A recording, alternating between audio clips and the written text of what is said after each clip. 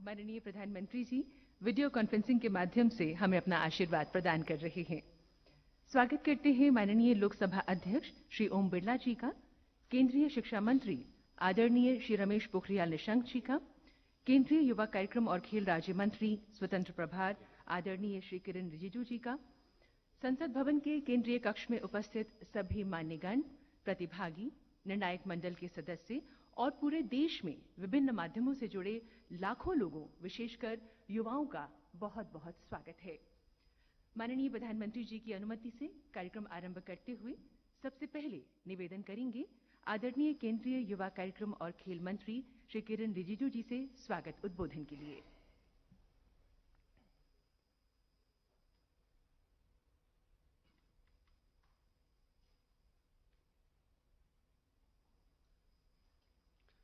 नमस्कार। सर्वप्रथम मैं भारत के यशस्वी प्रधानमंत्री आदरणीय नरेंद्र मोदी जी का स्वागत करना चाहता हूं और हार्दिक अभिनंदन करना चाहता हूं, जिससे प्रेरणा लेकर के हमने ये राष्ट्रीय युवा संसद महोत्सव का आयोजन किया जा रहा है। संसद के सेंट्रल हॉल में मौजूद लोकसभा के स्पीकर आदरणीय ओम बिरला जी का भी मैं स्वागत करना चाहूंगा, जिन्होंने संसद के इस सेंट्रल हॉल में इस कार्यक्रम को आयोजित करने का अवसर प्रदान किया और हमारे युवाओं को एक नया आयाम दिया है।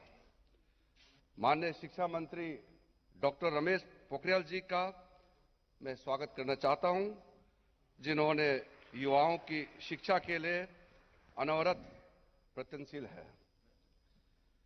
यहां मौजूद secretary general Rajya Sabha, secretary general Lok Sabha, सचिव युवा कार्यक्रम विभाग, सचिव खेल विभाग और अन्य गणमान्य व्यक्तियों का भी मैं स्वागत करना चाहता हूं और साथ साथ जो हमारे मुख्य केंद्र बिंदु है, हमारे प्रतिभागियों, युवा सांसद आज यहां सेंट्रल हॉल में देश भर से जो चुने हुए 84 हमारे यूथ पार्लियामेंट्रियन यहां आए हैं और देश के कोने कोने से जुड़े हुए आज इस वर्चुअल मोड में इस युवा राष्ट्र दिवस और राष्ट्रीय युवा सांसद महोत्सव दोनों के इस मिलन के अवसर पर जुड़े हुए आप सबका मैं तहे दिल से स्वागत करना चाहता हूं। 12 जनवरी स्वामी विवेकानंद जी का जन्म दिवस है और इसी दिन हम भारतवर्ष में युवा दिवस के रूप में मनाया जाता है। इस शुभ अवसर पर आज माननीय प्रधानमंत्री जी के गरिमामय उपस्थिति में राष्ट्रीय युवा दिवस भी मनाया जा रहा है और राष्ट्रीय युवा संसद महोत्सव का भी समापन किया जा रहा है। विगत 20 दिनों में पूरे भारतवर्ष में जिले स्तर से लेकर के पूरे राज्य में युवा महोत्सव से संबंधित प्रतियोगिताएं कराई जा रही थी और अब राष्ट्रीय पटल पर यह 12 जनवरी से आरंभ होकर के 16 जनवरी 2021 तक वर्चुअल प्लेटफॉर्म पर चलेगी। इस महोत्सव का एक मुख्य अंग राष्ट्रीय युवा संसद महोत्सव है, जिसके 84 युवा विजेता आज संसद भवन में मौजूद है इस सेंट्रल हॉल में। भारत के संसदीय प्रणाली के हृदय स्थली संसद भवन के इस सेंट्रल हॉल में युवा का संसद का ये महोत्सव मनाना, ये हमारे देश के होनहार युवाओं के लिए एक ऐतिहासिक अवसर है।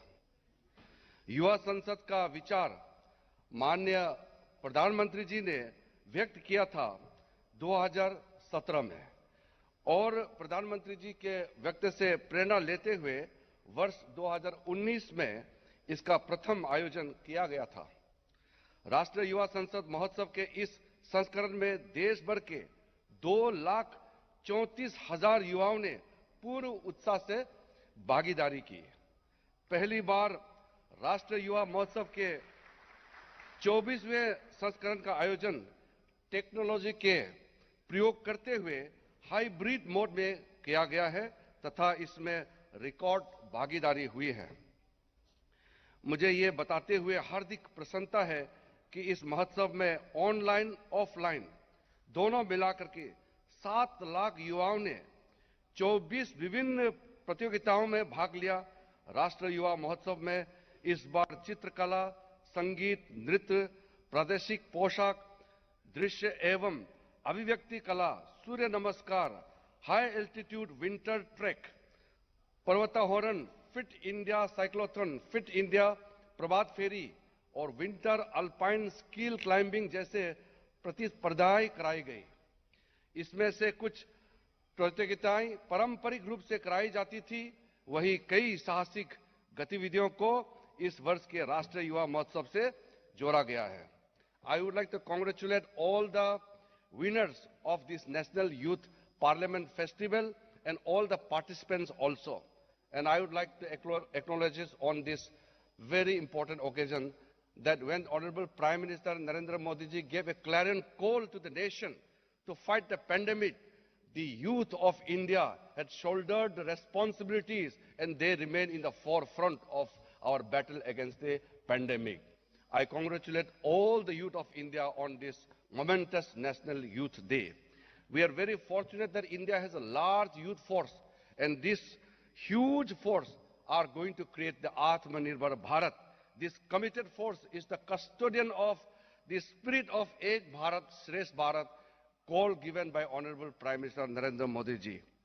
I express my deepest gratitude to Honorable Prime Minister for inspiring the youth of India and for giving this huge opportunity to the youth of India and for this momentous occasion to gather here in the historic Central Hall of the Parliament of India. I once again express thanks to everybody, Honorable Speaker and the members of all the Youth Parliament delegates and all the officers who have given a platform and made this occasion a successful one. Thank you very much. Jai Hind. Thank you sir. बहुत बहुत धन्यवाद आदरणीय खेल मंत्री जी। और अब हम उद्बोधन के लिए अनुग्रह करेंगे आदरणीय केंद्रीय शिक्षा मंत्री श्री रमेश पोखरियाल निशंक जी से।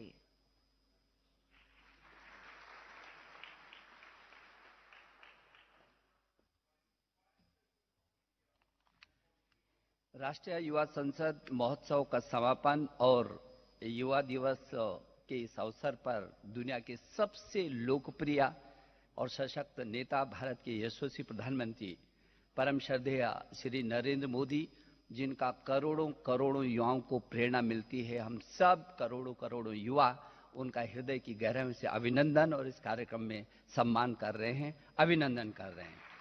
हमारे दुनिया के सबसे बड़े लोकतांत्रिक देश के भारत की माननीय लोकसभा के अध्यक्ष परम श्रद्धेय श्री ओम बिरला जी, भारत सरकार में बहुत ही लोकप्रिय मंत्री, युवा मामलों और खेल मामलों के मंत्री आदरणीय श्री किरण रिजिजू जी, सभी अधिकारी वर्ग और देश के कोने कोने से जुड़े करोड़ों युवा और जो 698 जिलों में 2,34,000 युवाओं ने जो इसमें भाग लिया है, उनमें से जो 84 युवा चुन करके आज इस ऐतिहासिक हॉल में बैठे हैं, मैं आप सबका अभिनंदन करूं, आपका सबको बधाई देना चाहता हूं। भारत पूरे विश्व का सबसे बड़ा लोकतांत्रिक देश और हमारे इस लोकतंत्र की ताकत है समावेशी संविधान में जो समाज के अंतिम छोर पर खड़े व्यक्ति के सशक्तिकरण का मार्ग प्रशस्त करता है। हमारा संविधान का सबसे महत्वपूर्ण हिस्सा है प्रस्तावना, और इस प्रस्तावना का पहला शब्द है वी, यानी हम, अर्थात हम भारत के लोग। यह वाक्य भारतीय समाज और नागरिकों के प्रत्येक अंग में समाहित है और हम सबको एक राष्ट्रीय भावना से बांध करके रखता है। संसदीय एवं संवैधानिक प्रक्रिया में सबसे महत्वपूर्ण अंग किसी भी देश के नागरिक होते हैं और उनमें भी सबसे महत्वपूर्ण वर्ग होता है उसका युवा। युवाओं को अपने संवैधानिक अधिकारों की जिम्मेदारियों के प्रति जागरूक होना प्रजातांत्रिक व्यवस्था में एक अहम भूमिका निभाता है। युवाओं का सशक्तिकरण केवल युवाओं का ही नहीं अपितु राष्ट्र का भी सशक्तिकरण है और राष्ट्रीय सशक्तिकरण की इस मुहिम को हमारे देश के यशस्वी प्रधानमंत्री श्री नरेंद्र मोदी जी ने बढ़ाते हुए 2017 में अपील की थी कि युवा संसद के प्रारूप के तहत विभिन्न स्तर पर कार्यक्रम आयोजित किए जाएं, ताकि संसदीय प्रणाली के प्रत्येक प्रति देश के युवा में लगाव पैदा हो, उनमें देश की व्यवस्था के प्रति जिम्मेदारी का भाव पैदा हो और व्यक्ति से समाज और समाज से राष्ट्र के निर्माण के सशक्तिकरण का अभियान तेजी से आगे बढ़ सके। और उसी की कड़ी में आज ये बहुत महत्वपूर्ण कार्यक्रम है। मेरे युवा साथियों, कौन भूल सकता है 2014 का वह दिन जब माननीय प्रधानमंत्री श्री नरेंद्र मोदी ने सदन के पटल पर पहला कदम रखने से पूर्व देश की लोकतांत्रिक व्यवस्था के सर्वोच्च मंदिर यानी संसद की सीढ़ियों पर अपना माथा टेका था और उनका समर्पण भाव आज भी विश्व में एक मिसाल बन गया। हमारे प्रधानमंत्री जी ने कहा था, मेरी सरकार एक ही धर्म है। मेरी सरकार का एक ही धर्म है, फर्स्ट इंडिया, इंडिया फर्स्ट। मेरी सरकार का एक ही धर्म ग्रंथ है, भारत का संविधान। मेरी सरकार का एक ही पूजा है, 1.25 करोड़ देशवासियों का कल्याण। और मेरी सरकार की एक ही कार्यशैली है, सबका साथ, सबका विश्वास और सबका विकास। यह कथन लोकतांत्रिक व्यवस्था को उसकी गरिमा के सर्वोच्च ऊंचाई प्रदान करता है। मैं चाहता हूं कि मेरे देश का हर युवा उस लम्हे का एहसास करे और उस भाव में छिपी जिम्मेदारियों का आदर के साथ अपने अंदर समाहित करे। आज स्वामी विवेकानंद की जयंती और राष्ट्रीय युवा दिवस पर मैं स्वामी विवेकानंद जी के उन बातों का भी उल्लेख आपके सामने करना जरूर चाहूंगा। स्वामी जी हमेशा कहा करते थे कि किसी राष्ट्र की सबसे बड़ी ताकत और पूंजी उसके देश का युवा है। उस देश का भविष्य उस देश के युवाओं के पुरुषार्थ पर निर्भर होता है। आज देश के 65% आबादी युवा हैं। ऐसे में यह निश्चित है कि देश का भविष्य तो उज्जवल है ही, इसमें कोई किसी को संशय नहीं है। स्वामी विवेकानंद के आदर्शों और मूल्यों को अपने जीवन में ढालते हुए अपना योगदान हम देंगे। वो हमेशा कहते थे कि मेरा पहला भगवान देश का देशवासी है और उनकी सेवा मेरा पहला धर्म है। इस महान विचार को अक्सर से अमल में लाने के लिए हमारे माननीय प्रधानमंत्री जी पूरी ताकत के साथ, समर्पितता के साथ विवेकानंद जी के सपनों को मूर्त रूप दे रहे हैं, जो हमारे सामने है, पूरे देश के सामने है। स्वामी जी के जीवन की बारीकी से अवलोकन करें तो उसमें हर युवा के लिए एक प्रेरणा, एक संदेश है कि जीवन भले ही लंबा ना हो परंतु बड़ा जरूर होना चाहिए। आपको मालूम है, 39 वर्ष की आयु में उनका देहांत हो गया था। जीवन को सबसे बड़ा बनाने के लिए सबसे ज्यादा महत्व चरित्र का है। शारीरिक शुद्धि, सामाजिक शुद्धि, बौद्धिक शुद्धि और आध्यात्मिक शुद्धि के रूप में 4 स्तंभों पर खड़ी हमारी व्यक्तित्व निर्माण से समाज निर्माण और समाज निर्माण से राष्ट्र निर्माण की इमारत को स्वामी जी ने हमेशा ही जिक्र किया। और महज 39 साल की उम्र में शिकागो से लेकर पूरी दुनिया तक उन्होंने भारतीय ज्ञान, परंपरा, दर्शन और आध्यात्मिकता का लोहा पूरी दुनिया को मनाया। हम सबको मालूम है आज हमारा युवा राष्ट्र निर्माण अहम भूमिका निभाए, एक विश्व नागरिक के तौर पर पूरी दुनिया का नेतृत्व करे। हमारे देश के यशस्वी प्रधानमंत्री जी ने कहा जाना, मेरे युवा एक अच्छा नागरिक होना चाहिए, उसके साथ साथ वो एक विश्व मानव भी होना चाहिए, क्योंकि हम वसुधैव कुटुंबकम की बात करने वाले लोग हैं। हम सर्वे भवन्तु सुखिनः की बात करने वाले लोग हैं। अक्सर स्वामी जी से जब पूछते थे कि युवा कैसे हो, तो उसका मानना था कि युवा आशावादी हो, मानवतावादी हो, वो कर्मठ हो, जीवट हो, उसमें विश्वास भी हो और आत्मविश्वास भी हो, मान भी हो तो सम्मान भी हो, वीरवान भी हो तो चरित्रवान भी हो, और सामाजिक भी हो तो आध्यात्मिक भी हो। आप मेरे देश का भविष्य हैं, आप में जबरदस्त ऊर्जा है, आकांक्षाएं हैं, स्वप्न हैं और उनको पूरा करने की दृढ़ इच्छा शक्ति भी है। मेरे देश के यशस्वी प्रधानमंत्री जी ने जिस 21वीं सदी के स्वर्णिम भारत का सपना संजोया है, जो स्वच्छ भारत होगा, सुंदर भारत होगा, सशक्त होगा, समृद्ध होगा, आत्मनिर्भर होगा, एक होगा, श्रेष्ठ भारत होगा, उस एक भारत और श्रेष्ठ भारत की आधारशिला बन करके आप आगे आएंगे। इन्हीं शुभकामनाओं के साथ मैं आपको बधाई देता हूं। धन्यवाद। धन्यवाद आदरणीय शिक्षा मंत्री जी। माननीय प्रधानमंत्री जी ने विगत महोत्सव में युवाओं को संबोधित करते हुए कहा था कि युवाओं की ऊर्जा का, उत्साह का कोई पार नहीं है। वे अतीत का बोझ नहीं ढोते, सो ताजगी से ओतप्रोत रहते हैं। युवाओं के जोश और जज्बे को सलाम करता ये युवा एंथम।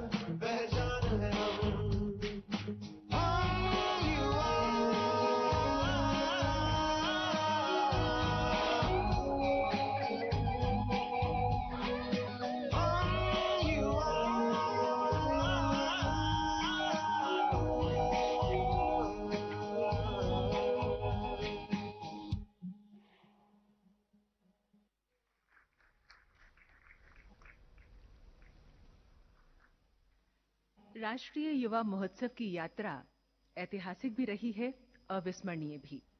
आइए इस यात्रा की मुख्य उपलब्धियों और पड़ावों से पुनः विचरते हैं इस वीडियो क्लिप के माध्यम से। राष्ट्र के यूथ आइकन स्वामी विवेकानंद जी के विचार हमें और देश के युवा को हमेशा से ही प्रेरित करते आए हैं। और उस समय जब पूरा विश्व ठहरा हुआ था, तब क्या राष्ट्र के युवा का मन और मस्तिष्क भी ठहरा हुआ था? बिल्कुल नहीं।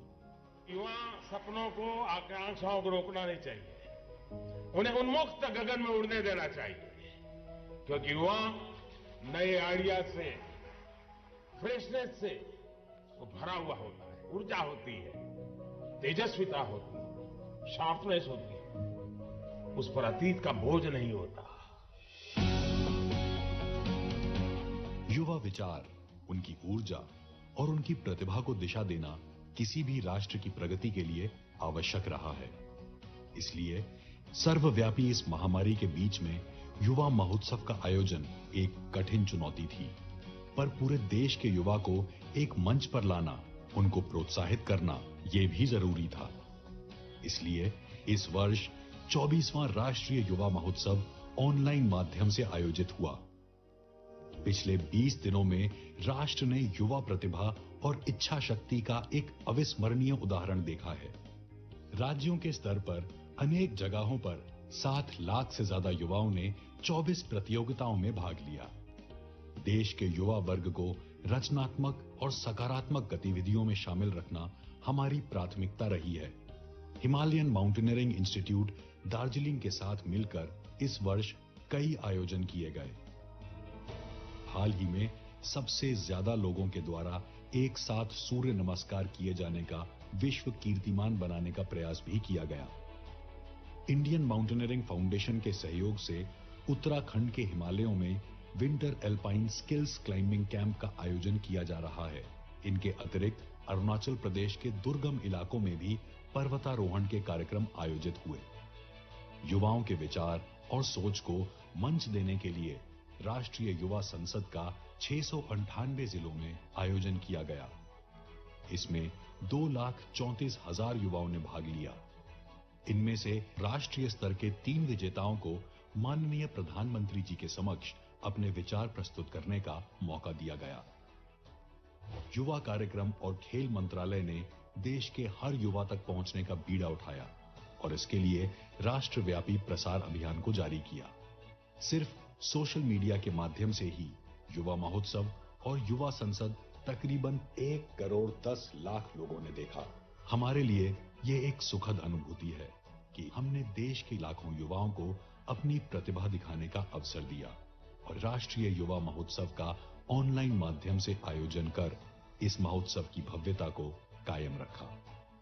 इन सब आयोजनों के साथ अब राष्ट्रीय युवा महोत्सव देश के युवा वर्ग को एक नवीन ऊर्जा और प्रोत्साहन देने का अनूठा प्रयास कर रहा है।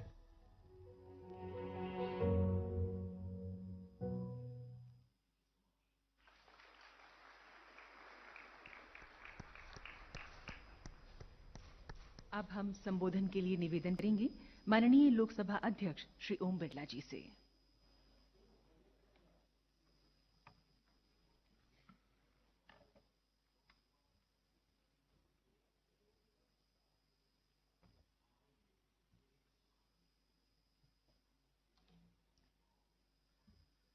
आदरणीय प्रधानमंत्री जी, भारत के शिक्षा मंत्री श्री रमेश पोखरियाल जी, माननीय मंत्री जी किरण जी, सांसद रूपा गांगुली जी, सांसद प्रवेश साहिब सिंह जी और जज के रूप में यहाँ प्रफुल्ल केतकर जी,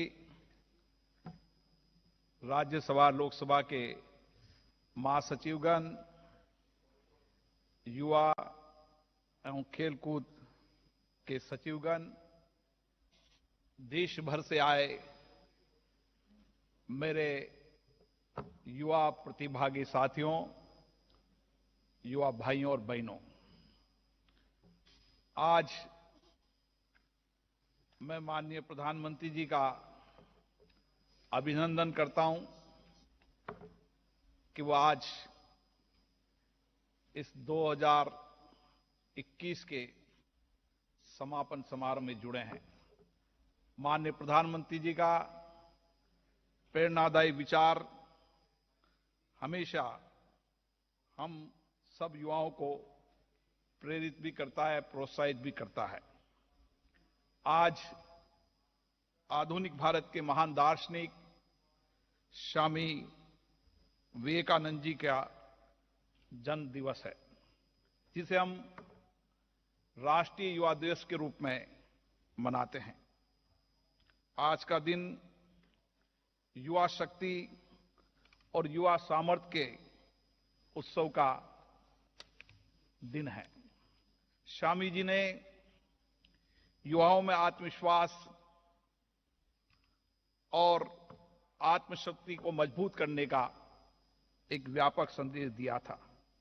मैं आप सब में इस युवा शक्ति में वो आत्मविश्वास भी देख रहा हूं और आत्मशक्ति भी देख रहा हूं, और इसीलिए आज हमारे देश का युवा असंभव से लगने वाली बातों को भी जिस तरीके से आत्मविश्वास से कर रहा है, ये आत्मविश्वास निश्चित रूप से स्वामी जी के सपनों को पूरा करेगा, नए भारत के सपनों को पूरा करेगा। संसद भवन लोकतंत्र का मंदिर है और ये एक अमूल्य धरोहर भी है। आज इस ऐतिहासिक संसदीय भवन के इस केंद्रीय कक्ष में आप देश के अलग अलग हिस्सों का प्रतिनिधित्व कर रहे हैं। मुझे ऐसा लग रहा है जैसे लघु भारत यहां पर मुझे नौजवानों का दिख रहा है, और इसीलिए इस लघु भारत के स्वरूप में हम सबका दायित्व बनता है कि हम किस तरीके से संसदीय परंपराओं, प्रक्रियाओं और मूल्यों को देश के अधिकतम लोगों को पहुंचाने में अपना सक्रिय प्रयास करें। आप यहां से नई शक्ति, नई ऊर्जा का स्रोत लेकर जाएंगे और वह देश के अलग अलग क्षेत्रों में लोकतंत्र को मजबूत करेगा और उसके साथ साथ ही देश की समस्याओं और कठिनाइयों का समाधान भी इसी लोकतांत्रिक वार्ताओं से निकालने का प्रयास होगा। आज देश की युवाओं की ऊर्जा, असीमित क्षमता का उपयोग माननीय प्रधानमंत्री जी के नेतृत्व में हो रहा है। माननीय प्रधानमंत्री जी ने कई दिशाएं दी हैं, मार्गदर्शन दिया है, कार्यक्रम दिए हैं, जिसके माध्यम से आज हम युवाओं की असीमित ऊर्जा का उपयोग कर रहे हैं। उनका विजन युवाओं की नवाचारों और सकारात्मक बदलाव की क्षमता के माध्यम से नए राष्ट्र के निर्माण की ओर बढ़ रहा है। इसी उद्देश्य को और व्यापक अर्थ देते हुए आत्मनिर्भर भारत अभियान की शुरुआत की है, और इन्हीं योजनाओं के माध्यम से भारत आज हमारी आंखों के सामने ये सपने साकार होते हुए हम देख रहे हैं। नौजवान साथियों, माननीय प्रधानमंत्री जी ने पहले भी कहा था कि अगर हमको आत्मनिर्भर भारत बनाना है तो देश का नौजवान हमारे गांव, शहर से बने हुए उन उत्पादक वस्तुओं का उपयोग करे, तब हम आत्मनिर्भर भारत बनाएंगे। और आज दिशा की ओर नौजवान बढ़ रहा है, देश बढ़ रहा है, और हमने इस छोटे से एक अभियान के रूप में जो माननीय प्रधानमंत्री जी ने शुरू किया, लेकिन दुनिया के अंदर भारत आत्मनिर्भर की एक ताकत और शक्ति के रूप में उभरा है। हमारा संकल्प होना चाहिए कि हम देश के पुनरुत्थान एवं संविधान और संसद को सशक्त करने के लिए युवा ऊर्जा और युवा शक्ति का अधिकतम उपयोग करें। हमारे लोकतंत्र का भविष्य उज्जवल है, क्योंकि हमारी युवा शक्ति अपने देश, अपने लोकतंत्र और अपनी व्यवस्था में सक्रिय भागीदारी है। देश में सकारात्मक बदलाव, नवाचारों के साथ युवा आगे बढ़ रहे हैं, और ये हमारे लोकतांत्रिक भविष्य के लिए उत्साहजनक संदेश है। नए भारत की परिकल्पना, नए भारत के निर्माण के सपने जो हमने देखे हैं वह तभी पूरे हो सकते हैं जब हम लोकतंत्र में सक्रिय भागीदारी और सहभागिता निभाएं। अंत में मैं युवा संसद के इस फाइनल विजेताओं को और सभी प्रतिभागियों को बहुत बहुत बधाई देता हूं और एक आपसे आग्रह कर रहा हूं कि माननीय प्रधानमंत्री जी ने पीठासीन अधिकारियों के सम्मेलन में कहा था कि देश का नौजवान विद्यार्थी काल से ही नो योर कॉन्स्टिट्यूशन, संविधान को जाने, और हमने निर्णय किया है कि राज्य की विधानसभाएं, राज्य सरकार और केंद्र सरकार के माध्यम से यह हम अभियान हम देश के अंदर चलाएंगे और इस अभियान के माध्यम से हमारे लोकतंत्र को सशक्त, मजबूत और समृद्ध भी करेंगे और आने वाले समय में संविधान को मजबूत करते हुए नए भारत के सपनों का जो सपना देश के नौजवानों देखा है, प्रधानमंत्री जी ने जो हमें मार्गदर्शन दिया है, हम उस सपने को पूरा करने के लिए कृत संकल्प हैं। आप सभी नौजवानों को बहुत बहुत शुभकामनाएं, बहुत बहुत बधाई, और मैं विशेष रूप से माननीय प्रधानमंत्री जी का आभार व्यक्त करता हूं कि आज उनके माध्यम से देश के नौजवानों को नया मार्गदर्शन और नई दिशा मिलेगी। धन्यवाद। जय हिंद। बहुत धन्यवाद माननीय लोकसभा अध्यक्ष महोदय श्री ओम बिरला जी। माननीय प्रधानमंत्री जी, ब्लॉक, जिला और राज्य स्तर की प्रक्रिया से होते हुए राष्ट्रीय स्तर पर शामिल हुए 29 प्रतिभागी, जिनका कल यहां इस केंद्रीय कक्ष में संभाषण हुआ और निर्णायक मंडल ने आंकलन कर 3 विजेताओं का चयन किया। अब वे आपके समक्ष अपने विचार व्यक्त करेंगे और श्रृंखला में सबसे पहले आ रहे हैं तृतीय पुरस्कार विजेता अविनाम मंगर, सिक्किम से।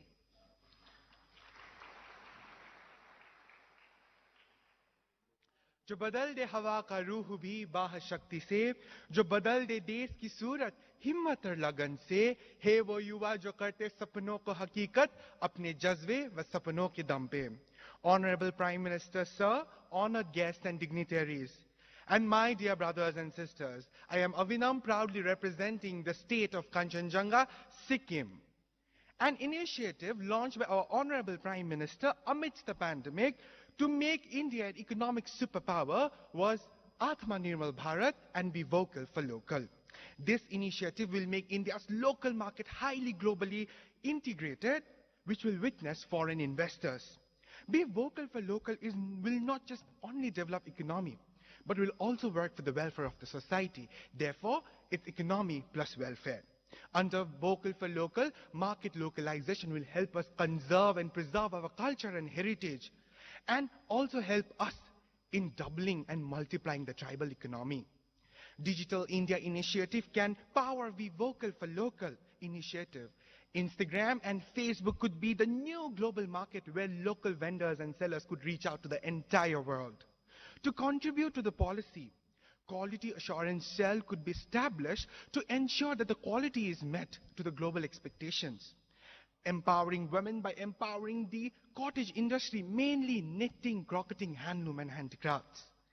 Sikkim, under this scheme, has a huge ocean of possibilities. As an organic state, small farmers and farm outlets could also have huge market value internationally. Api sakam pachanasya sukham vai magavan grihe arjitam svena viryena navya prashita kanchanam. The one who is self-reliant is the happiest, and to make India self-reliant, Be Vocal for Local is the antidote. And this antidote could be made possible by the youths. Swami Vivekananda says, the future lies in the youth of character and skill. And to bring about the youth of character and skill, the government of India has already launched various schemes under the leadership and guidance of our Prime Minister.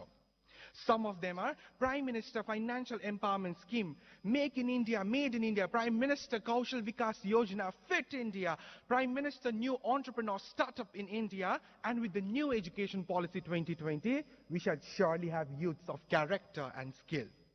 Sri Satya Sai Baba writes, politics without principle, education without character, and commerce without morality is not just useless, but positively dangerous. So my dear brothers and sisters, and the youths of this magnanimous country, it's time to raise our flag, the tricolor flag, and to sing the song which unites the 1.5 billion people of our motherland, and to celebrate the unique culture, diversity, and language which binds us as Ek Bharat, Shreshth Bharat.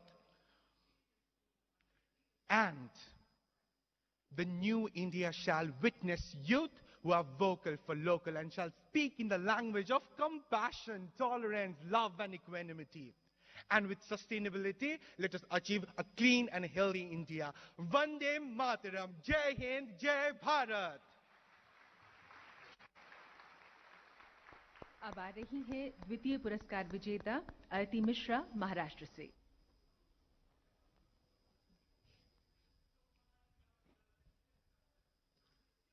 Pathway to transform India into an economic superpower, an initiative that is a perfect blend of the Swadeshi and Make in India campaigns.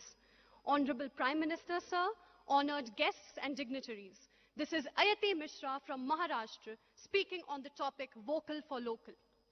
This initiative aims to encourage each and every citizen of the nation to endorse local and made in India products, not only by purchasing them, but also by promoting them with pride and dignity.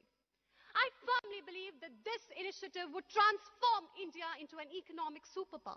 But how?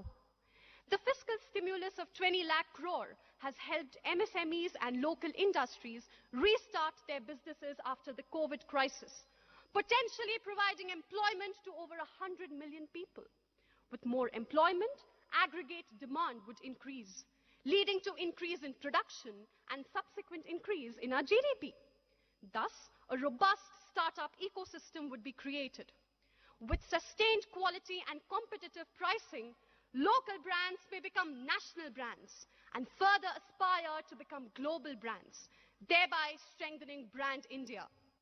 This initiative shall have a direct bearing on reducing import dependency and maximizing exports of those products where India has a comparative advantage, thereby earning foreign exchange. Through this initiative, India can become the center of the global supply chain, and our vision of a $5 trillion economy shall undoubtedly translate into reality. To realize our dream of vocal for local and Atmanirbhar Bharat, I suggest the following: adequate emphasis on education, skill development and training, establishment of production centers and proper infrastructure, incentivization of innovation and R&D, and usage of innovative strategies and digital tools by local brands for marketing and advertising. Just like our spiritual leaders, we, the youth, should become the torchbearers of this initiative, endeavor to preserve our rich cultural heritage, and take inspiration from youth like Kaznis Angmo, the 29-year-old from Ladakh who takes local Ladakhi products to an international level. Disha Singh, who promotes Indian handicrafts through her startup, and many, many more. Even through the COVID crisis, the grit and determination of our local enterprises catapulted India towards becoming the second largest manufacturer of PPE kits and one of the prime exporters of masks and PPE kits. स्वदेशी सिर्फ एक शब्द नहीं, यह हमारी पहचान है। आज जो भी बड़े विदेशी ब्रांड्स हैं, वो भी तो कभी लोकल थे। लोकल पर वोकल होकर ही वो आज बड़े बने।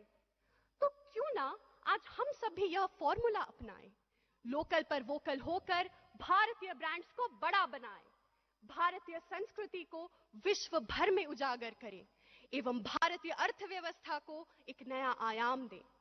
तो आए आज हम सब मिलकर यह दृढ़ संकल्प लें कि हम एक नए एवं आत्मनिर्भर भारत का निर्माण करें। धन्यवाद। जय हिंद, जय भारत। और अब आ रही है राष्ट्रीय युवा संसद महोत्सव 2021 की प्रथम विजेता उत्तर प्रदेश की मुदिता मिश्रा।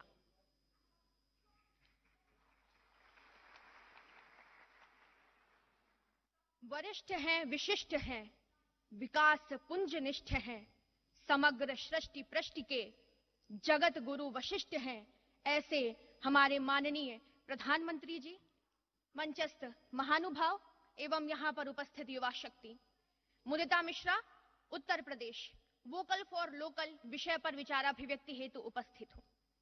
मेरी मातृभूमि भारत, जो मानव सभ्यता के इतिहास की आरंभिक 3 सहस्राब्दियों अर्थात 3000 वर्षों के लगभग संपूर्ण कालखंड में विश्व भर की सबसे समृद्ध अर्थव्यवस्था रही, जिसकी सिंधु सभ्यता की समृद्धि का शोर मेसोपोटामिया और मिस्र ने सुना, जिसके उत्पादों व हस्तशिल्प का डंका पूरे रेशम मार्ग में बजता था और जिसके पश्चिमी तट समुद्री मार्गों के जरिए पूरे विश्व की अर्थव्यवस्था की धुरी बन गए। वही भारत आज फिर जाग उठा है सिंधु सभ्यता सी भव्यता के साथ, विक्रमादित्य के विक्रम और चाणक्य के बुद्धि विवेक के साथ। जाग उठा है विश्व भर को हतप्रभ कर देने वाली चेतना और क्रांति के साथ। भारत जाग उठा है मेरे, आपके, हम सभी के भीतर। महोदय, हाल के कुछ दिनों में वोकल फॉर लोकल के महामंत्र के साथ जब हमने दीपावली के दिए पास के रमुआ के चाक से खरीदे, जब हमने लोकल सप्लाई चेन पर भरोसा दिखाया, जब हमने किसी बाहरी ब्रांड के वस्त्रों की जगह खादी के न्यू फैशन स्टाइल गारमेंट्स को वरीयता दी, तभी बड़ी तीव्र गति से देश का रथ बढ़ चला विश्व की सबसे बड़ी आर्थिक महाशक्ति बनने की ओर। वस्तुतः प्रकृति ने भारतवर्ष को अनेकानेक संसाधनों और लाभांशों का उपहार दिया है। यह स्थिति भारत के उत्पादों को एक बेहतर आधार प्रदान करती है। ऐसे में जब वोकल फॉर लोकल की चेतना के साथ हम 125 करोड़ लोग भारतीय उत्पादों के साथ खड़े हो गए हैं, तो अब एक सकारात्मक चक्र उत्पन्न होगा, जो विनिर्माण, हार्डवेयर एवं सॉफ्टवेयर सेक्टर तथा सर्विस सेक्टर उत्पादकों को technological innovations, research and development तथा स्टेट ऑफ द आर्ट से जोड़ेगा और इस तरह भारत के उत्पाद गुणवत्ता की दृष्टि से उत्तरोत्तर प्रगति करते चले जाएंगे और विश्व में स्थापित होंगे नए कीर्तिमान। वह दिन दूर नहीं जब हमारे लोकल उत्पाद ग्लोबल होंगे। मित्रों, यहां तो सर्वविदित है कि एक कुशल नेतृत्व तथा सभी देशवासियों की चेतना ने वैश्विक परिदृश्य पर योग को आज एक अद्भुत स्थान पर स्थापित कर दिया है। आयुर्वेद व पारंपरिक चिकित्सा के क्षेत्र में भी पूरा विश्व भारत की ओर देख रहा है। भारत में पारंपरिक स्वास्थ्य विज्ञान हेतु पर्यटन की अपार संभावनाएं सृजित हो चुकी हैं। ये परिणाम हमें प्रेरित करते हैं। तो क्यों ना हर भारतीय हमारे लोकल उत्पादों का ब्रांड एम्बेसडर बन जाए। चलिए हम मिलकर ब्रांडिंग करते हैं पश्चिम बंगाल के हिमसागर आम और वाराणसी की गुलाबी मीनाकारी की। चलिए मिलकर वोकल होते हैं गुजरात के टांगलिया शॉल और गोवा के खाजे के लिए। चलिए अपने घरों को सजाते हैं बिहार की मधुबनी या अरुणाचल की तांखा पेंटिंग से।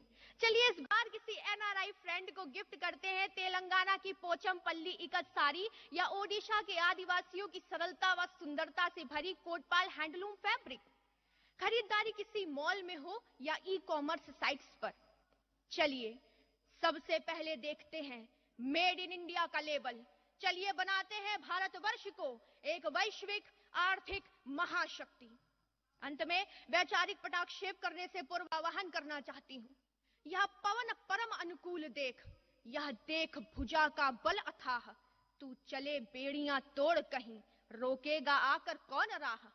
डगमग धरणी पर दमित तेज, सागर पारे सा उठे डोल, उठ जाग समय अब शेष नहीं, भारत मां के शार्दूल बोल।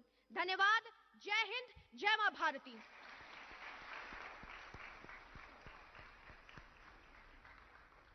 ये है भारत का युवा जिसके विचार अभी हम सुन रहे थे। माननीय प्रधानमंत्री जी की युवाओं को राष्ट्र निर्माण से जोड़ने की इच्छा का ही प्रतिफलन है राष्ट्रीय युवा संसद महोत्सव। हम माननीय प्रधानमंत्री जी से निवेदन करेंगे, कृपया अपने आशीर्वचनों से हमें अनुग्रहित करने की कृपा करें।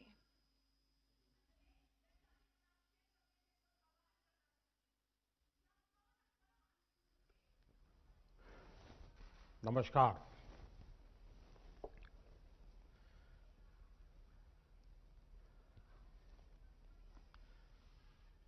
मैं सबसे पहले तो इन तीनों युवकों को हृदय से बहुत अभिनंदन करता हूं कि उन्होंने बहुत ही उत्तम तरीके से, जिसमें विचार भी थे, वक्तृत्व कला भी थी, धारा प्रवाह, विचार प्रवाह बहुत ही सटीक तरीके से प्रस्तुति थी। आत्मविश्वास से भरा उनका व्यक्तित्व था। इन तीनों साथियों को, हमारे युवा साथियों को विजेता होने के लिए मैं बहुत हृदय से अभिनंदन करता हूं।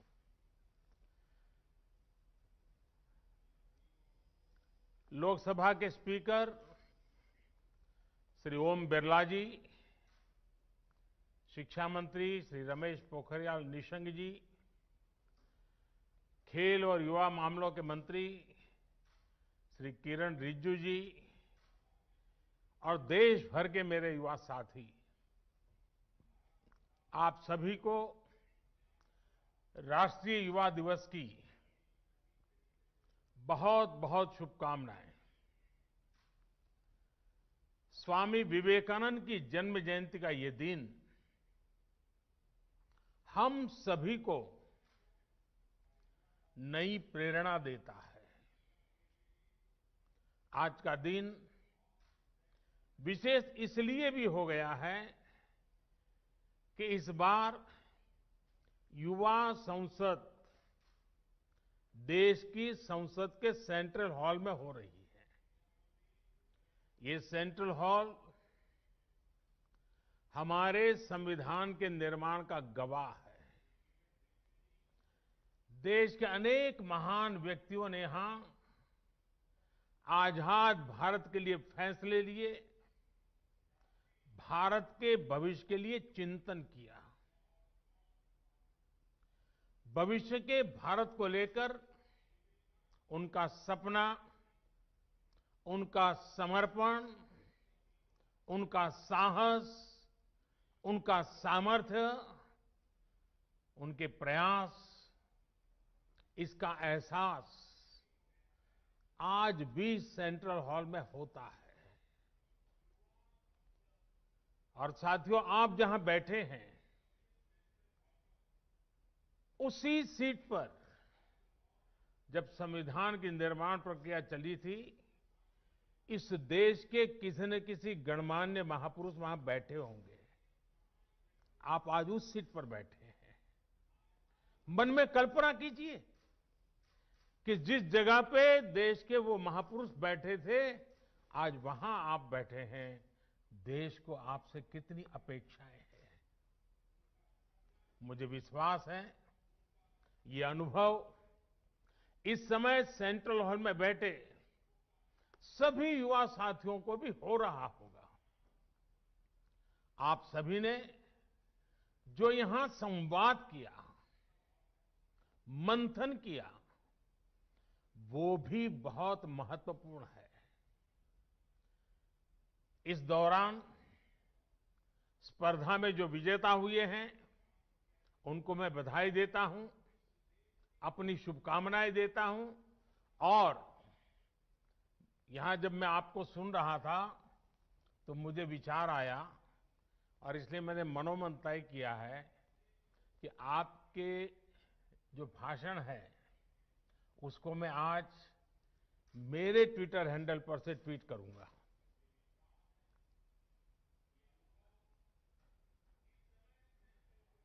और आप तीन का ही करूंगा ऐसा नहीं, अगर रिकॉर्डेड मटेरियल अवेलेबल होगा तो मैं जो कल फाइनल पैनल में थे उनके लिए भी उनके भाषण को ट्वीट करूंगा, ताकि देश को पता चले कि संसद के परिषद में, इस परिसर में हमारा भावी भारत कैसे आकार ले रहा है। तो मेरे लिए ये बहुत गर्व की बात होगी कि मैं आज आपके भाषण को ट्वीट करूंगा। साथियों, स्वामी जी ने जो देश और समाज को दिया है वो समय और स्थान से परे हर पीढ़ी को प्रेरित करने वाला है, रास्ता दिखाने वाला है।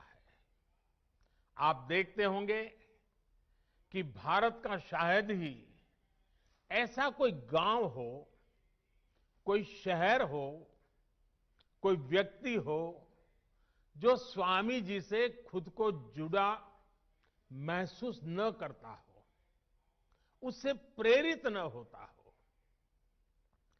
स्वामी जी की प्रेरणा ने आजादी की लड़ाई को भी नई ऊर्जा दी थी।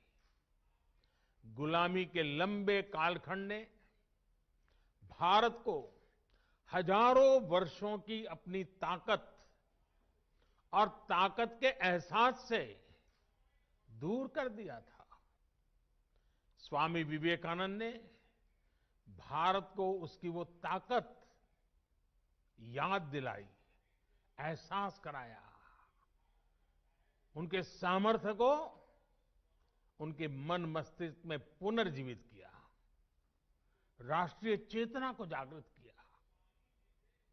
आप ये जानकर हैरान रह जाएंगे कि उस समय क्रांति के मार्ग से भी और शांति के मार्ग से भी, दोनों ही तरह से जो आजादी के लिए जंग चल रहा था, आजादी की लड़ाई लड़ रहे थे, वो कहीं न कहीं स्वामी विवेकानंद जी से प्रेरित थे।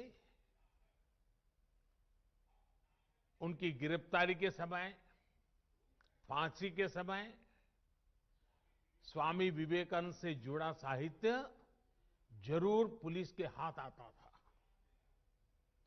तब इसका बाकायदा अध्ययन करवाया गया था कि स्वामी विवेकानंद जी के विचारों में ऐसा क्या है जो लोगों को देशभक्ति के लिए, राष्ट्र निर्माण के लिए, आजादी के लिए मर मिटने की प्रेरणा देता है, हर नवयुवान के मस्तिष्क को इतना प्रभावित करता है।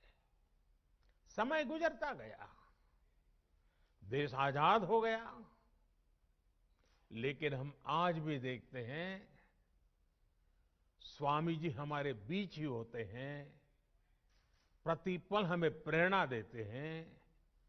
उनका प्रभाव हमारी चिंतन धारा में कहीं न कहीं नजर आता है। आध्यात्म को लेकर उन्होंने जो कहा, राष्ट्रवाद, राष्ट्र निर्माण, राष्ट्रभक्ति को लेकर उन्होंने जो कहा, जन सेवा से जग सेवा को लेकर उनके विचार आज हमारे मन मंदिर में उतनी ही तीव्रता से प्रभावित होते हैं। मुझे विश्वास है आप युवा साथी भी इस बात को जरूर महसूस करते होंगे। कहीं पर भी विवेकानंद जी की तस्वीर देखते होंगे, कल्पना तक आपको नहीं होगी, मनोमन आपके मन में एक श्रद्धा का भाव जगता होगा, सर आपको उनको नमन करता होगा, ये अवश्य होता होगा। साथियों, स्वामी विवेकानंद ने एक और अनमोल उपहार दिया है। ये उपहार है व्यक्तियों के निर्माण का, संस्थाओं के निर्माण का। और ज्यादातर ऐसे विषयों की चर्चा भी थोड़ी कम ही होती है, लेकिन हम अध्ययन करेंगे तो पाएंगे कि स्वामी विवेकानंद ने ऐसी संस्थाओं को भी आगे बढ़ाया जो आज भी व्यक्ति के निर्माण का काम बखूबी कर रही है। उनके संस्कार, उनका सेवा भाव, उनका समर्पण भाव लगातार जगाती रहती है।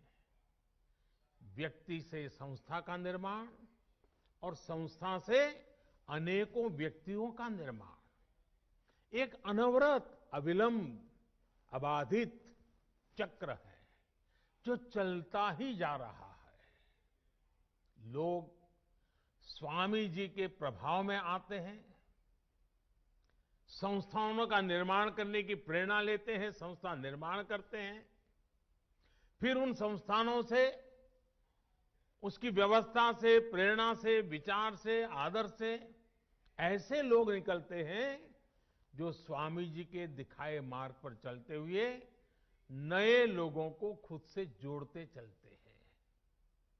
इंडिविजुअल से इंस्टीट्यूशंस और इंस्टीट्यूशन से फिर इंडिविजुअल, ये चक्र आज भारत की बहुत बड़ी ताकत है। आप लोग एंटरप्रेन्योरशिप के बारे में बहुत सुनते हैं।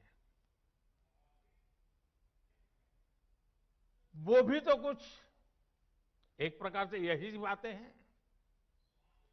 एक ब्रिलियंट इंडिविजुअल एक शानदार कंपनी बनाता है, बाद में उस कंपनी में जो इकोसिस्टम बनता है उसकी वजह से वहां अनेकों ब्रिलियंट इंडिविजुअल्स बनते हैं। ये इंडिविजुअल्स आगे जाकर और नई कंपनियां बनाते हैं। इंडिविजुअल्स और इंस्टीट्यूशन का ये चक्र देश और समाज के हर क्षेत्र, हर स्तर के लिए उतना ही महत्वपूर्ण है।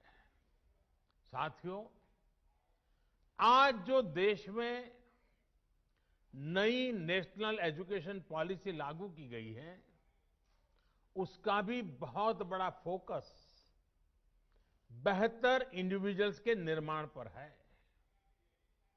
व्यक्ति निर्माण से राष्ट्र निर्माण,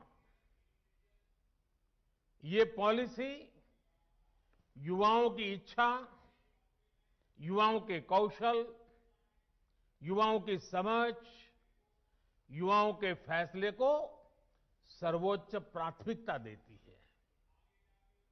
अब चाहे जो सब्जेक्ट चुनिए, चाहे जो कॉम्बिनेशन चुनिए, चाहे जो स्ट्रीम चुनिए, एक कोर्स को ब्रेक देकर आप दूसरा कोर्स शुरू करना चाहें तो आप वो भी कर सकते हैं। अब ये नहीं होगा कि पहले वाले कोर्स के लिए आपने जो मेहनत की थी वो बेकार हो जाएगी। आपको उतनी पढ़ाई का भी सर्टिफिकेट मिल जाएगा जो आगे ले जाएगा। साथियों, आज देश में एक ऐसा इकोसिस्टम विकसित किया जा रहा है जिसकी तलाश में अक्सर हमारे युवा विदेशों का रुख करते थे। वहां की आधुनिक शिक्षा, बेहतर एंटरप्राइज अपॉर्चुनिटीज, टैलेंट को पहचानने वाली, सम्मान देने की वाली व्यवस्था उन्हें स्वाभाविक रूप से आकर्षित करती थी। अब देश में ही ऐसी व्यवस्था हमारे युवा साथियों को मिले, इसके लिए हम प्रतिबद्ध भी हैं, हम प्रयासरत भी हैं। हमारा युवा खुलकर अपनी प्रतिभा, अपने सपनों के अनुसार खुद को विकसित कर सके, इसके लिए आज एक एनवायरनमेंट तैयार किया जा रहा है, इकोसिस्टम तैयार की जा रही है। शिक्षा व्यवस्था हो, समाज व्यवस्था हो, कानूनी बारीकियां हो, हर चीज में इन बातों को केंद्र में रखा जा रहा है। स्वामी जी का बहुत जोर उस बात पर भी था जिसको हमने कभी भूलना नहीं चाहिए। स्वामी जी हमेशा कहते थे और वो इस बात पर बल देते थे, वे शारीरिक ताकत पर भी बल देते थे, मानसिक ताकत पर भी बल देते थे। वो कहते थे, muscles of iron and nerves of steel.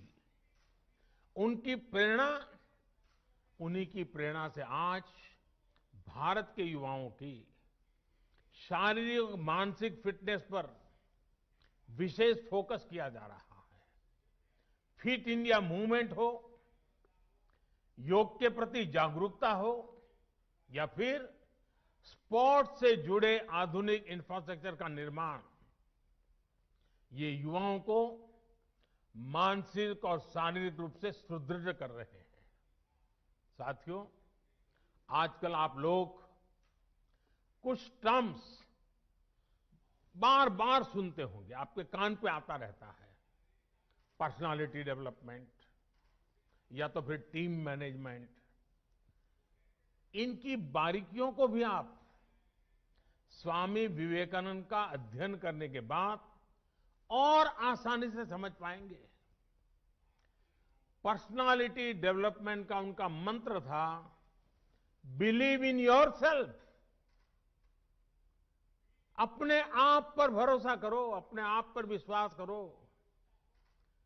Leadership का उनका मंत्र था, बिलीव इन ऑल। वे कहते थे, पुराने धर्मों के मुताबिक नास्तिक वो है जो ईश्वर में भरोसा नहीं करता, लेकिन नया धर्म कहता है नास्तिक वो है जो खुद में भरोसा नहीं करता। और जब नेतृत्व की बात आती थी तो वो खुद से भी पहले अपनी टीम पर भरोसा जताते थे। मैंने कहीं पढ़ा था, वो किस्सा मैं आपको भी सुनाना चाहता हूं। एक बार स्वामी जी अपने साथी स्वामी शारदानंद जी के साथ लंदन में एक पब्लिक लेक्चर के लिए गए थे। सब तैयारी हो चुकी थी, सुनने वाले इकट्ठे हो गए थे और स्वाभाविक है हर कोई स्वामी विवेकानंद जी को सुनने के लिए आकर्षित होकर के आया था। लेकिन जैसे ही बोलने का नंबर आया तो स्वामी जी ने कहा कि आज भाषण मैं नहीं बल्कि मेरे सहयोगी शारदानंद जी देंगे। शारदानंद जी ने भी सोचा नहीं था कि अचानक उनके जिम्मे काम आ जाएगा। वो इसके लिए तैयार भी नहीं थे। लेकिन जब शारदानंद जी ने भाषण देना शुरू किया तो हर कोई चकित हो गया, उनसे प्रभावित हो गया। और ये होती है लीडरशिप और अपनी टीम के लोगों पर भरोसा करने की ताकत। आज हम जितना स्वामी विवेकानंद जी के बारे में जानते हैं, उसमें बहुत बड़ा योगदान स्वामी शारदानंद जी का ही है। साथियों, ये स्वामी जी ही थे जिन्होंने उस दौर में कहा था कि निडर, बेबाक, साफ दिल वाले, साहसी और आकांक्षी युवा ही वो नींव हैं जिस पर राष्ट्र के भविष्य का निर्माण होता है। वो युवाओं पर, युवा शक्ति पर इतना विश्वास करते थे। अब आपको उनके इस विश्वास की कसौटी पर खरा उतरना है। भारत को अब नई ऊंचाइयों पर ले जाने का काम, देश को आत्मनिर्भर बनाने का काम आप सब युवा को ही करना है। अब आप में से कुछ युवा सोच सकते हैं कि अभी तो हमारी इतनी उम्र ही नहीं हुई है, अभी तो हंसने खेलने जिंदगी में मौज करने की उम्र है। साथियों, जब लक्ष्य स्पष्ट हो, इच्छा शक्ति हो, तो उम्र कभी बाधा नहीं बनती है, उम्र इतनी मायने नहीं रखती है। आप हमेशा याद रखिएगा कि गुलामी के समय में आजादी के आंदोलन की कमान युवा पीढ़ी ने ही संभाली थी। जानते हैं, शहीद खुदीराम बोस जब फांसी पर चढ़े तो उनकी उम्र क्या थी? सिर्फ 18-19 साल। भगत सिंह को फांसी लगी तो उनकी उम्र कितनी थी? सिर्फ 24 साल। भगवान बिरसा मुंडा जब शहीद हुए तो उनकी आयु कितनी थी? बमुश्किल 25 साल। उस पीढ़ी ने ये ठान लिया था कि देश की आजादी के लिए ही जीना है, देश की आजादी के लिए मरना है। लॉयर्स, डॉक्टर, प्रोफेसर्स, बैंकर्स, अलग अलग प्रोफेशन से यंग जनरेशन के लोग निकले और सबने मिलकर के हमें आजादी दिलाई। साथियों, हम उस कालखंड में पैदा हुए हैं, क्योंकि मैं भी आजाद हिंदुस्तान में जन्मा हूं। मैंने गुलामी देखी नहीं है, और मेरे सामने आप जो बैठे हैं, आप भी सब आजादी में पैदा हुए हैं। हमें देश की स्वतंत्रता के लिए मरने का मौका नहीं मिला, लेकिन हमें आजाद भारत को आगे बढ़ाने के लिए मौका जरूर मिला है। ये मौका हमें गंवाना नहीं है। साथियों, आजादी के 75 साल लेकर आजादी से 100 साल होने तक, ये आने वाले 25-26 साल बहुत ही महत्वपूर्ण है। 2047 जब आजादी के 100 साल होंगे, ये 25-26 साल की यात्रा बहुत महत्वपूर्ण है। साथियों, आप भी सोचिए, आप आज जिस उम्र में हैं, अब से जो समय शुरू हो रहा है अपना, वो आपके जीवन का स्वर्णिम काल है, उत्तम काल है, और वही कालखंड भारत को भी आजादी के 100 साल की तरफ ले जा रहा है। मतलब आपके विकास की ऊंचाइयां, आजादी के 100 साल की सिद्धियां, दोनों कदम से कदम मिलाकर के चल रही है। मतलब आपकी जिंदगी के आने वाले 25-26 साल, देश के आने वाले 25-26 साल के बीच बहुत बड़ा तालमेल है, बहुत बड़ी अहमियत है। अपने जीवन में इन वर्षों में सर्वोच्च प्राथमिकता देश को दीजिए, देश की सेवा को दीजिए। विवेकानंद जी कहते थे कि ये सदी भारत की है। इस सदी को, भारत की सदी, हमारी युवा पीढ़ी को ही बनाना है। आप जो भी करिए, जो भी फैसला लीजिए, उसमें जरूर सोचिए कि इससे देश का क्या हित होगा। साथियों, स्वामी विवेकानंद जी कहते थे कि हमारे युवाओं को आगे आकर राष्ट्र का भाग्य विधाता बनना चाहिए। इसलिए ये आपकी जिम्मेदारी है कि भारत के भविष्य का नेतृत्व करें, और आपकी ये जिम्मेदारी देश की राजनीति को लेकर के भी है, क्योंकि राजनीति, पॉलिटिक्स देश में सार्थक बदलाव लाने का एक सशक्त माध्यम है। हर क्षेत्र की तरह पॉलिटिक्स को भी युवाओं की बहुत ज्यादा जरूरत है। नई सोच, नई ऊर्जा, नए सपने, नया उमंग, देश की राजनीति को इसकी बहुत जरूरत है। साथियों, पहले देश में ये धारणा बन गई थी कि अगर कोई युवक राजनीति की तरफ रुख करता था तो घर वाले कहते थे कि अब बच्चा बिगड़ रहा है, क्योंकि राजनीति का मतलब ही बन गया था झगड़ा, फसाद, लूट, खसोट, भ्रष्टाचार, न जाने क्या क्या लेबल लग गए थे। लोग कहते थे कि सब कुछ बदल सकता है, लेकिन सियासत नहीं बदल सकती। लेकिन आज आप देखिए, आज देश की जनता, देश के नागरिक इतने जागरूक हुए हैं कि राजनीति में वो ईमानदार लोगों के साथ खड़े होते हैं, ईमानदार लोगों को मौका देते हैं।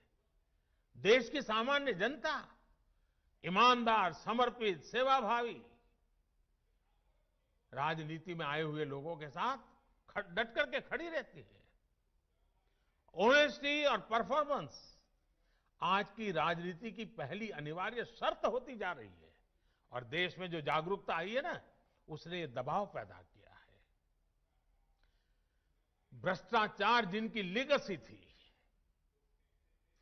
उनका भ्रष्टाचार ही आज उन पर बोझ बन गया है। और ये देश के सामान्य नागरिक की जागरूकता की ताकत है। वो लाख कोशिशों के बाद भी इससे उभर नहीं पा रहे हैं। देश अब ईमानदारों को प्यार दे रहा है, ईमानदारों को आशीर्वाद दे रहा है, ईमानदारों के साथ अपनी ताकत खड़ी कर देता है, अपना विश्वास दे रहा है। अब जनप्रतिनिधि भी ये समझने लगे हैं कि अगले चुनाव में जाना है तो सीवी स्ट्रांग होनी चाहिए, कामों का हिसाब पुख्ता होना चाहिए। लेकिन साथियों, कुछ बदलाव अभी भी बाकी है और ये बदलाव देश के युवाओं को, आपको ही करने हैं। लोकतंत्र का एक सबसे बड़ा दुश्मन पनप रहा है और वो है राजनीतिक वंशवाद। राजनीतिक वंशवाद देश के सामने ऐसी ही चुनौती है जिसे जड़ से उखाड़ना है। ये बात सही है कि अब केवल सरनेम के सहारे चुनाव जीतने वालों के दिन लदने लगे हैं। लेकिन राजनीति में वंशवाद का ये रोग अभी पूरी तरह समाप्त नहीं हुआ है। अभी भी ऐसे लोग हैं जिनका विचार, जिनका आचार, जिनका लक्ष्य सब कुछ अपने परिवार की राजनीति और राजनीति में अपने परिवार को बचाने का ही है। साथियों, ये राजनीतिक वंशवाद लोकतंत्र में एक नए रूप के तानाशाही के साथ ही देश पर अक्षमता का बोझ भी बढ़ा देता है। राजनीतिक वंशवाद नेशन फर्स्ट के बजाय सिर्फ मैं और मेरा परिवार, इसी भावना को मजबूत करता है। ये भारत में राजनीतिक और सामाजिक करप्शन का भी एक बहुत बड़ा कारण है। वंशवाद की जगह से आगे बढ़े लोगों को लगता है कि अगर उनकी पहले की पीढ़ियों के करप्शन का हिसाब नहीं हुआ तो उनका भी कोई कुछ नहीं बिगाड़ सकता। वो तो अपने घर में ही इस प्रकार के विकृत उदाहरण भी देखते हैं। इसलिए ऐसे लोगों का कानून के प्रति न सम्मान होता है, न कानून का उनको डर भी होता है। साथियों, इस स्थिति को बदलने का जिम्मा देश की जागरूकता पर है, देश की युवा पीढ़ी पे है और राष्ट्रयाम जागरयाम व्यायाम इसी मंत्र को लेकर के जीना है। आप राजनीति में ज्यादा से ज्यादा संख्या में आए, बढ़ चढ़कर के हिस्सा लेना पाना बनने के इरादे से नहीं, कुछ कर गुजरने के इरादे से आइए। आप अपनी सोच, अपने विजन को लेकर आगे बढ़े, एक साथ मिलकर के काम करें, जुट करके काम करें, डट करके काम करें। याद रखिएगा, जब तक देश का सामान्य युवा राजनीति में नहीं आएगा, वंशवाद का ये जहर इसी तरह हमारे लोकतंत्र को कमजोर करता रहेगा। इस देश के लोकतंत्र को बचाने के लिए आपका राजनीति में आना जरूरी है। और ये जो लगातार हमारे युवा विभाग के द्वारा मॉक संसद के कार्यक्रम चलाए जा रहे हैं, देश के विषयों पर युवा मित्र मिलकर के चर्चा करें, देश के युवाओं को भारत के सेंट्रल हॉल तक लाया जाए, इसके पीछे मकसद भी यही है कि देश की नई युवा पीढ़ी को हम तैयार करें ताकि वो हमारे साथ आने वाले दिनों में देश का नेतृत्व करने के लिए आगे आए, आगे बढ़े। आपके सामने स्वामी विवेकानंद जैसा महान मार्गदर्शक है। उनकी प्रेरणा से आप जैसे युवा राजनीति में आएंगे तो देश और भी मजबूत होगा। साथियों, स्वामी विवेकानंद जी युवाओं को एक और बहुत महत्वपूर्ण मंत्र देते थे। वो कहते थे, किसी आपदा या परेशानी से भी ज्यादा महत्वपूर्ण है उस आपदा से ली गई सीख। आपने उसमें से क्या सीखा? हमें आपदाओं में संयम की भी जरूरत होती है, साहस की भी जरूरत होती है। आपदा हमें ये सोचने का भी अवसर देती है कि जो बिगड़ा है हम वही दोबारा बना लें या नए सिरे से एक नए निर्माण की नींव रखें। कई बार हम एक संकट, किसी आपदा के बाद कुछ नया सोचते हैं तो फिर देखते हैं कि उस नई सोच ने कैसे पूरा भविष्य बदल दिया। आपने भी अपने जीवन में महसूस किया होगा। मेरा मन करता है कि आज एक अनुभव मैं आपके सामने जरूर आपके सामने रखूं। 2001 में जब गुजरात के कच्छ में भूकंप आया था तो कुछ ही पल में सब कुछ तबाह हो गया था। पूरा कच्छ एक प्रकार से मौत की चादर ओढ़ करके सोया था। सारी इमारतें जमींदोज हो चुकी थी। जो हालत थी उसे देखकर लोग कहते थे कि अब कच्छ हमेशा हमेशा के लिए बर्बाद हो गया। इस भूकंप के कुछ महीने बाद मुझे गुजरात का मुख्यमंत्री के रूप में दायित्व निभाने की जिम्मेवारी आ गई। चारों तरफ गूंज यही थी कि अब तो गुजरात गया, अब तो गुजरात बर्बाद हो गया, अब कच्छ बर्बाद, यही सुन रहा था। हमने एक नई अप्रोच के साथ काम किया, एक नई रणनीति के साथ आगे बढ़े। हमने सिर्फ इमारतें ही फिर से नहीं बनाई, बल्कि ये प्रण लिया कि कच्छ को विकास की नई ऊंचाई पर पहुंचाएंगे। तब वहां न उतनी सड़कें थी, न बिजली व्यवस्था ठीक थी, न ही पानी आसानी से नहीं मिलता था। हमने हर व्यवस्था सुधारी। हम सैकड़ों किलोमीटर लंबी नहरें बनाकर कच्छ तक पानी लेकर गए, पाइपलाइन से पानी ले गए। कच्छ की हालत ऐसी थी कि वहां टूरिज्म के बारे में कोई सोच भी नहीं सकता था। उल्टा हर साल हजारों लोग कच्छ से पलायन कर जाते थे। अब आज हालत ऐसे हैं कि बरसों पहले कच्छ छोड़कर गए लोग आज वापस लौटने लगे हैं। आज कच्छ में लाखों टूरिस्ट रणोत्सव में आनंद लेने के लिए पहुंचते हैं। यानी आपदा में हमने आगे बढ़ने का अवसर खोजा। साथियों, उस समय भूकंप के दौरान ही एक और बड़ा काम हुआ था जिसकी उतनी चर्चा नहीं होती है। आजकल कोरोना के समय में आप लोग डिजास्टर मैनेजमेंट एक्ट का जिक्र खूब सुनते होंगे। इस दौरान तमाम सरकारी आदेश इसी एक्ट को आधार बनाकर जारी किए गए। लेकिन इस एक्ट की भी एक कहानी है। कच्छ भूकंप के साथ इसका एक रिश्ता है और मैं ये भी शायद आपको बताऊंगा तो आपको खुशी होगी। साथियों, पहले हमारे देश में डिजास्टर मैनेजमेंट ये कृषि विभाग का हिस्सा रहता था, उसी का काम समझा जाता था।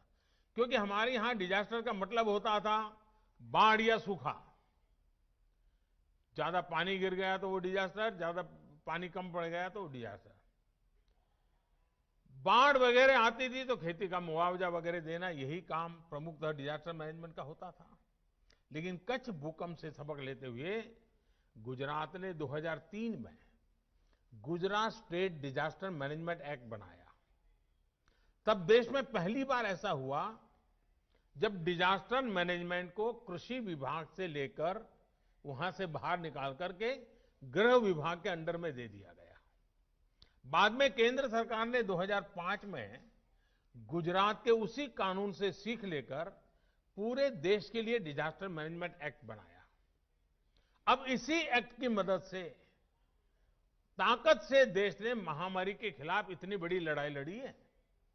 आज यही एक्ट हमारे लाखों लोगों की जान बचाने में सहायक हुआ, देश को इतने बड़े संकट से उबारने में आधार बना। इतना ही नहीं, जहां कभी डिजास्टर मैनेजमेंट केवल मुआवजे और राहत सामग्री तक सीमित होता था, उसी भारत के डिजास्टर मैनेजमेंट से आज दुनिया सीख रही है। साथियों, जो समाज संकटों में भी प्रगति के रास्ते बनाना सीख लेता है, वो समाज अपना भविष्य खुद लिखता है। और इसलिए आज भारत और 130 करोड़ भारतवासी अपना भविष्य, और वो भी उत्तम भविष्य, आज देश के नागरिक खुद गढ़ रहे हैं। आपके द्वारा किया गया हर एक प्रयास, हर एक सेवा कार्य, हर एक इनोवेशन और हर एक ईमानदार संकल्प भविष्य की नींव में रखा जा रहा एक मजबूत पत्थर है। आप अपने प्रयासों में सफल हो, इन्हीं शुभकामनाओं के साथ मैं फिर एक बार देश भर में लाखों युवकों ने कोरोना के इस कालखंड में भी कहीं पर रूबरू में, कहीं पर वर्चुअल, इस यूथ मूवमेंट को आगे बढ़ाया। डिपार्टमेंट के लोग भी अभिनंदन के अधिकारी हैं, इसमें हिस्सा लेने वाले नौजवान भी अभिनंदन के अधिकारी हैं, और विजेता होने वालों को अनेक अनेक शुभकामनाएं देने के साथ साथ जिन बातों को उन्होंने बोला है, वो बातें समाज की जड़ों में जाएं, इसके लिए वो सफलतापूर्वक आगे बढ़े, ऐसी मेरी अनेक अनेक शुभकामनाएं हैं। मैं फिर एक बार स्पीकर महोदय का संसद भवन के अंदर इस कार्यक्रम की रचना के लिए आभार व्यक्त करते हुए मेरी वाणी को विराम देता हूं। बहुत बहुत धन्यवाद।